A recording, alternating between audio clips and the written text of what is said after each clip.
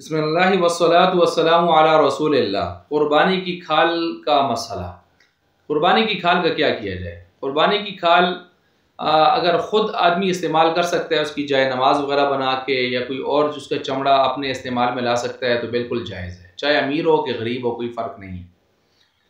لیکن اگر اس کو بیچ دیا، پیسے ہاتھ میں آ گئے، تو ایسی صورت میں پیسے پھر واجب و تصدق ہو جاتے ہیں، یعنی ان کو صدقہ کرنا ہے اپنے فقیر کے اوپر، مستحق کے اوپر۔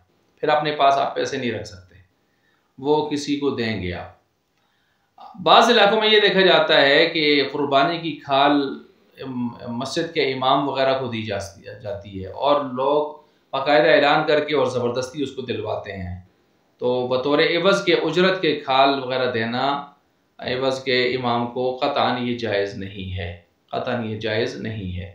ہاں، اگر اس کو اس کی اجرت مل رہی ہے، اور اجرت ملنے کے بعد بھی اگر سارے حضرات اتفاق سے بلا شرط اور عوض کے، یعنی کسی قسم کی کوئی شرط اور عوض کا سلسلہ نہیں ہے، اس کو یعنی اس کی تنخواہ معقول وہ چیزیں مل رہی ہیں، تو ویسے اگر احسان کے طور پر کوئی مقتدی دینا چاہتے ہیں تو وہ جائز رہے گا، کیونکہ وہ عوض کے طور پر نہیں ہے، خالصتاً تبرع اور احسان ہے۔